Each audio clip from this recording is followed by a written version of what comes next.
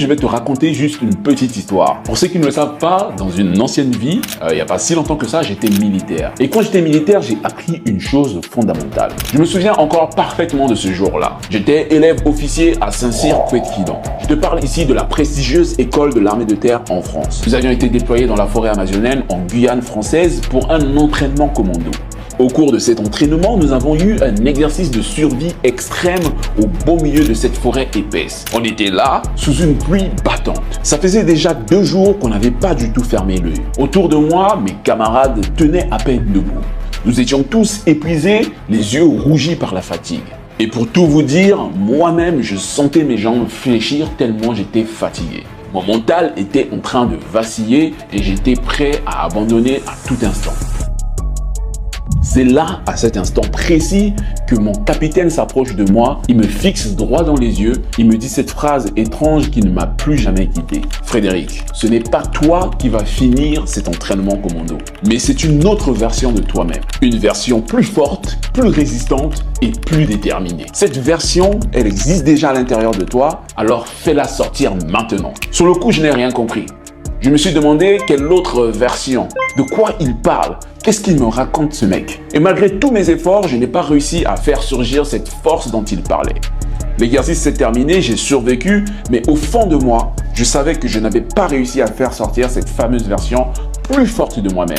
J'étais frustré, troublé, presque obsédé par cette idée qui m'avait échappé. Quelque temps plus tard, j'ai posé la question à mon capitaine pour savoir qu'est-ce qu'il voulait dire par là. Il ne m'a jamais vraiment répondu. Il m'a dit que quand je serais prêt, je le découvrirais. 1 an plus tard, j'étais confronté à une situation encore plus difficile. Cette fois-ci, il s'agissait de l'un des entraînements les plus craints de l'armée de terre française. C'était un entraînement tellement difficile que pendant que j'y étais, j'ai vu des officiers qui avaient un niveau physique largement supérieur au mien qui ont abandonné dès la première semaine. J'ai vu des hommes solides pleurer de douleur. C'est pendant cet entraînement que j'ai eu pour la première fois de ma vie des hallucinations alors que j'étais éveillé et que je marchais.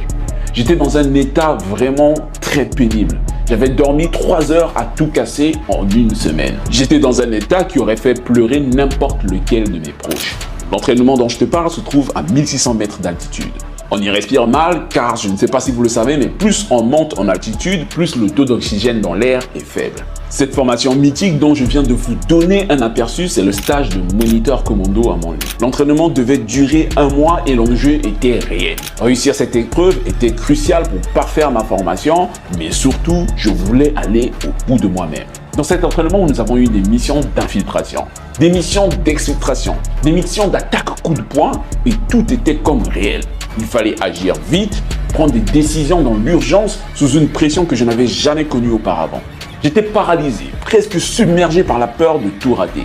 Et puis soudainement, les mots de l'instructeur me sont revenus en tête comme un écho lointain. Cette version plus forte de toi-même existe déjà en toi, fais-la sortir. Je ne savais toujours pas comment faire, je n'avais aucune méthode, aucun mode d'emploi, mais là, instinctivement, comme un réflexe vital, quelque chose s'est activé en moi. D'un coup, toute ma peur, tout mon stress, toute mon hésitation ont disparu et je suis devenu précis, efficace et calme. C'était moi qui agissais à ce moment-là, mais c'était surtout quelqu'un d'autre, une version de moi-même que je ne connaissais pas, qui était beaucoup plus puissante, plus déterminée et presque invincible. Après avoir manifesté cette version supérieure de moi-même, si tu as aimé cette vidéo, si tu aimes ce type de vidéo, n'hésite pas à t'abonner. Vous êtes toujours 80% des personnes qui regardent mes vidéos qui n'êtes pas abonnés. Et ça, je trouve que c'est un scandale. Et c'est même de l'égoïsme parce que vous empêchez les autres de découvrir toute la valeur que je partage avec vous.